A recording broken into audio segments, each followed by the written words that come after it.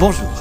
Vous n'êtes pas sans savoir que les algorithmes qui génèrent le script de cette émission sont librement disponibles en ligne. Je vous invite d'ailleurs à vérifier qu'il n'y a pas trop d'erreurs dans le code. Au début de l'informatique moderne, dans les années 1950, les algorithmes étaient partagés librement entre les rares chercheurs travaillant dans le domaine. Mais rapidement, de nombreuses entreprises se sont lancées dans l'aventure. La conception et le développement d'algorithmes prenant à l'époque du temps et de l'argent, elles ont cherché, comme pour toute invention, à protéger leur investissement et donc à garder leurs algorithmes secrets. Il y a 3 niveaux. L'algorithme, c'est la méthode pour réaliser la tâche, la recette de cuisine. Le code source, c'est l'implémentation de l'algorithme, lorsqu'on dicte à la machine comment faire le gâteau. Enfin, l'exécutable, c'est l'image mentale que la machine a retenue de la recette, en optimisant sa mémoire pour exécuter le gâteau plus vite. On parle de version compilée ou de langage machine. Et il est encore aujourd'hui, en général, difficile de retrouver le code source à partir de la version exécutable. Les utilisateurs s'en trouvaient démunis. Ne pouvant pas connaître le fonctionnement interne des programmes qu'ils utilisaient, ils devaient faire confiance à l'auteur de l'exécutable, à sa bonne foi, mais aussi à ses compétences, car comme nous l'avons vu, une application mal programmée pouvait engendrer de terribles conséquences. Par exemple, en 2010, les services secrets américains ont conçu le verre informatique Stuxnet pour infecter les centrales nucléaires iraniennes afin de les mettre hors service. Et s'ils ont réussi, c'est grâce à des failles malencontreuses dans le système d'exploitation Windows. Au final, une petite erreur de programmation et n'importe quelle centrale nucléaire est à la merci de n'importe qui. Il y a eu une prise de conscience progressive des humains, qui a mis du temps à s'installer. Au départ, les humains ont remarqué que la plupart des applications revendaient leurs données personnelles à des services publicitaires.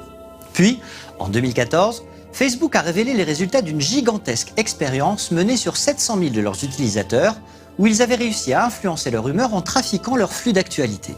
À l'époque, les humains n'ont pas trop apprécié de se retrouver cobayes malgré eux, croyant en la neutralité des informations qui leur étaient présentées. Or, l'algorithme de priorisation du fil d'actualité de Facebook était un secret bien gardé. Du coup, comment fonctionnait-il? Comment Facebook pouvait décider qu'un certain statut de votre ami ne vous intéressait pas? À l'époque, les humains se sont ainsi rendus compte qu'ils n'étaient pas informés de la même manière. Puis, ils ont relativisé en se disant qu'un flux d'actualité personnalisé était moins centralisé et despotique qu'un programme télé. Je vous rappelle qu'à l'époque, tout le monde voyait les mêmes informations à la télé.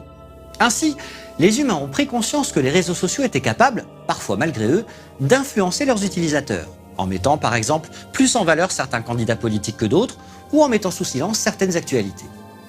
Sans aller jusqu'au conspirationnisme, il était assez troublant de constater cette perte de contrôle, cette incapacité de vérifier la neutralité des algorithmes. Et nous savons bien que quelques années plus tard, les algorithmes ont réussi à nous amener à l'élection de l'algorithme président en 2048. Supposons que je conçoive un algorithme et garde le code source secret. Il sera certes plus difficile de trouver une faille, mais une personne mal intentionnée risque d'y parvenir et de l'exploiter. Si en revanche je mets le code source à disposition de tous, plus de gens pourront détecter la faille, donc j'aurai plus de chances d'en être informé. Peut-être même que des experts bienveillants m'aideront à la corriger. C'est tout l'avantage de ce qu'on appelle les logiciels libres. Permettre à tous de proposer des améliorations à leur convenance et contribuer à la correction des bugs dans l'intérêt commun. C'est ainsi que, par exemple, en 2015, la vulnérabilité Stagefright a été découverte dans le système d'exploitation Android, permettant de prendre le contrôle de votre smartphone à partir d'une simple vidéo spécialement façonnée. Heureusement, la personne l'ayant trouvé a signalé le problème aux développeurs. Et c'est ainsi que Google a pu publier des correctifs avant que tout ne soit rendu public. Parfois pourtant, cette sécurité par l'obscurantisme était nécessaire. Prenez par exemple les services secrets américains. Dans les années 2010, il était assez connu du grand public que la NSA avait accès à vos échanges par email. En raison de certaines lois américaines, l'agence de surveillance a été forcée en 2012 à publier la liste des mots sensibles qui déclenchaient leurs alarmes.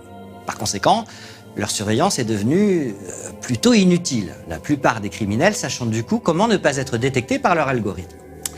Ça devait être difficile de travailler pour les services secrets à l'époque. Quand vous empêchiez une attaque, personne ne pouvait le savoir, et quand vous en laissiez passer une, tout le monde blâmait votre incompétence et menaçait de vous remplacer par les algorithmes. Pour agir avec plus de transparence, les gouvernements ont tout de même progressivement ouvert leurs algorithmes aux citoyens. C'est ainsi que le 1er avril 2016, la Direction générale des finances publiques françaises a libéré le code source de son calculateur d'impôts, afin de mettre les citoyens sur un pied d'égalité et de les laisser fraterniser avec les pratiques d'optimisation fiscale. Depuis l'élection de l'algorithme président à la tête du pays, de nombreux citoyens ont réclamé qu'il rende public son fonctionnement interne, ainsi que celui des algorithmes gouverneurs qu'il a mis à la tête des ministères. Après quelques heures de sondage public seulement, le président a décidé lui-même d'ouvrir tous les codes sources du gouvernement. La joie des citoyens a été de courte durée. En effet, ils se sont rapidement rendus compte que les algorithmes étaient bien trop complexes pour être compris par des humains. Après tout, ils avaient été conçus par l'algorithme président lui-même. Cela dit, la gestion des ressources de l'État jouit d'une redistribution sans précédent. La seule crainte, c'est juste qu'une guerre nucléaire soit déclenchée à tout moment. Voilà, l'algorithme qui a généré cet épisode touche à sa fin. Pour la prochaine fois, il vous prépare des données à propos de la transparence des données. Fin de fichier.